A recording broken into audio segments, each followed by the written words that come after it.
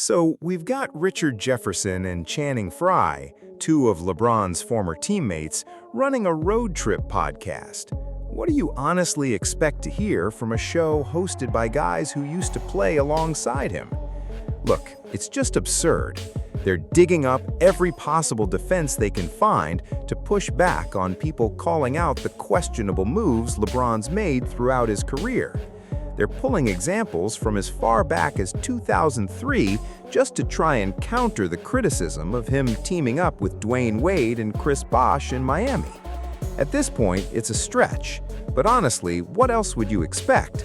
They're his former teammates. Of course they're going to have his back, because that relationship still matters to them. It's not like they're going to trash him and risk losing that connection. Let's break this down.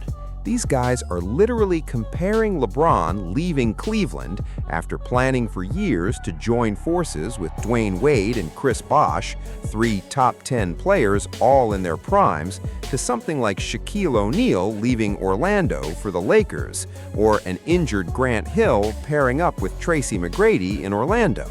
That comparison shows just how far they're reaching. And on top of that, he's going after Alonzo for arguing that LeBron's decision changed the direction of the league and the way basketball is played. He made the decision, ruined basketball. Because now the idea of you building your franchise, your first franchise, taking it to the pinnacle became, now we're just trying to chase Jordan for ring. And he comes back with, I'm going to teach you some basketball. I'm going to teach you, like, come on. You don't actually know the game. You just repeat whatever LeBron feeds you. For this question already. Has Steph ruined the game? Because I also was asked this and I said the person that ruined all of this was Bron. Because I felt like Bron's stance, and it's like Mike. If Mike would have made it okay for y'all to just be like, yeah, I'm leaving this team and I'm going to another, because I don't like what the owners are saying. If Mike would have did that, there would have been no loyalty, because we all, quote unquote, wanted to be like Mike, right?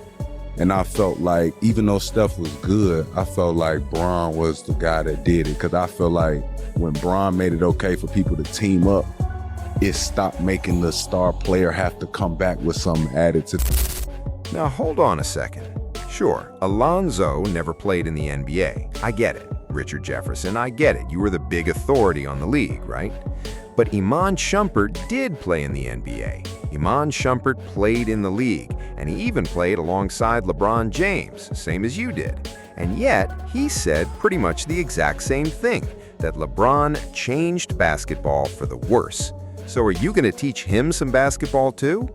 Let's take a look at what Richard Jefferson actually said before we break down just how off base his comments really are. Byron Scott, they're my guy. They're on his podcast. They had my guy Alfonso, aka Carlton Banks, on the podcast, talking about how LeBron changed it, and he gave this whole narrative about how Michael Jordan and how all the stories. Alfonso, I'm talking directly to you. You know, you my guy. We had some great times, man. NSYNC charity game back in the early 2000s, fun, but I'm gonna teach you some basketball. Before he even gets going, I've got to say, what he just said is honestly disrespectful, but let's dive in. Hold on a second. Is Richard Jefferson really trying to claim Orlando and Miami are small markets? That entire state is home to some of the biggest markets in the NBA. Sure, it's not on the level of LA, but it's nowhere near as small as he's making it sound. And let's get the facts straight. Orlando actually offered Shaquille O'Neal a contract worth around $95 million, then bumped it up to roughly $115 million. But the Lakers still topped that with a $121 million offer. So Shaq wasn't teaming up with anyone, he simply took the bigger paycheck and headed to LA. He was young, he chased the money, and that's really all there was to it. All of a sudden, then Phil Jackson magically appears. Phil Jackson jumped ship and was like, you know what? I'm going to jump over here because I see these studs. So now they win 3 championships. Talk about needing a basketball lesson. Maybe it's time somebody taught you a few things. Phil Jackson wasn't even working at the time. He was out fishing. It was the Lakers who reached out to him, and they pursued him hard. Early on, he wasn't even interested in taking the job. They pursued him. They paid him. Jerry West personally negotiated with his agent to bring him in. Phil Jackson never asked for that opportunity. He didn't request the Lakers hire him, and he wasn't jumping ship to anyone because he wasn't even employed at the time. So come on, who's really teaching who basketball here? You're rewriting history. You're stretching the truth to protect LeBron, and in the process, you're just making yourself look bad. Let's keep going. And here's that same manipulation tactic again. People aren't criticizing him simply for leaving the team that drafted him. They're calling him out because of how he left, because he couldn't win there, and because he arranged it in advance with his friends to team up on another roster. This wasn't a case of just testing free agency and letting the chips fall. This was coordinated ahead of time with Dwayne Wade. Wade himself has confirmed it on camera. Carmelo Anthony has confirmed on camera that these plans were being discussed years in advance. Michael Redd, who was part of the 2006 Olympic team with James and Wade, has said on his own podcast that the conversation about playing together started back then, that they were already floating the idea of teaming up down the line. LeBron was only 3 years into his NBA career, and he was already planning his exit from Cleveland. Enough with the excuses. Now he's about to bring up that tired Grant Hill and Tracy McGrady comparison.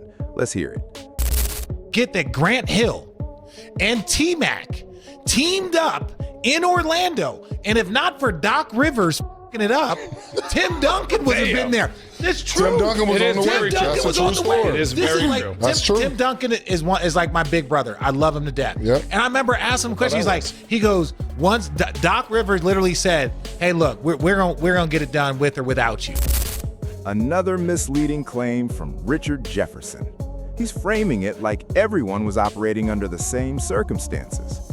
And yes, Tim Duncan has admitted he considered a move at one point, but he ultimately didn't go through with it. Why? Because the Spurs offered him $20 million more to stay, and he didn't feel right walking away after just winning a championship with them. Think about that kind of loyalty. He'd already delivered a title to the team that drafted him, and he still chose to stay, even though he had every opportunity to leave. That's a completely different situation than what LeBron did.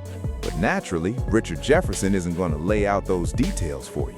He'd rather make himself look foolish than admit the truth, because we're going to call out the nonsense every time.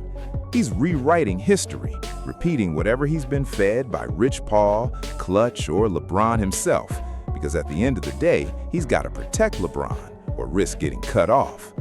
Let's keep going. Excuse me. The fact that Tim Duncan, Grant Hill, and T-Mac, and if not for Grant Hill's ankle injury, Grant Hill was a top 5 player in the league when he left Detroit. Why did Detroit end up trading Grant Hill in the first place? Because he got hurt. That ankle injury happened while he was still a Piston. He was already dealing with damage before he ever left. Look at his numbers once he got to Orlando. He played something like 12 games. So don't try to sell me on the idea that Grant Hill was in his prime the same way Tracy McGrady was. McGrady was, Hill wasn't. He was injured. And as for Tim Duncan, he chose to stay in San Antonio for a few clear reasons. First, loyalty. Second, the Spurs paid him $20 million more to remain. And third, even if he had left, there wouldn't have been a real issue with it, because he'd already delivered a championship to the city that drafted him, the same way Giannis did in Milwaukee. That's exactly why nobody had a problem with Giannis eventually moving to Miami. You already brought a title home to the franchise that gave you your start. So enough already, Richard Jefferson. You're twisting the entire story. Orlando and T-Mac left Toronto. They were literally doing a big 3 in 2003. They were doing that. So now all of a sudden NBA fans forget, and all the people that want to be narrative driven are like, LeBron ruined the NBA. It's simple. You haven't followed the history of the game. Shaq left Orlando and Penny and a finals team to come to LA because he wanted to do movies. But nobody talks about him ring chasing. How exactly was Shaq ring chasing? Who was he even joining out in LA? They just drafted Kobe Bryant. That's who he was walking into. Del Harris was the head coach at the time. Phil Jackson wasn't even there yet.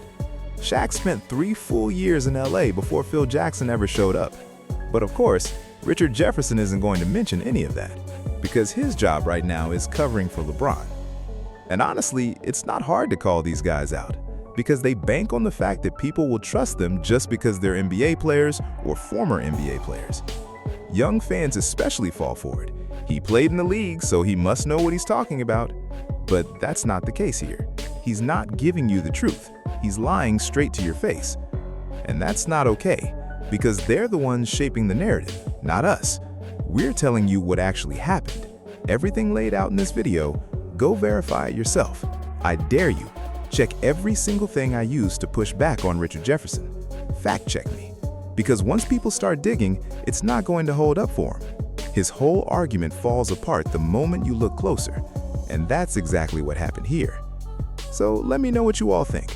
Whether Richard Jefferson's taking his talking points from Rich Paul and LeBron himself, or just trying to counter what Byron Scott's been saying about LeBron. Either way, they're out here twisting the narrative, acting like every team is desperate for LeBron, when the reality is, teams only want him on a minimum deal. And hey, if you can get a guy like that for the minimum on a one-year deal, what's really the risk? That's basically where things stand. Either way, we'll keep calling it out. As long as they keep pushing misleading claims, we'll keep setting the record straight. That's all I've got. Let me know your thoughts, and I'll catch you in the next one. Peace.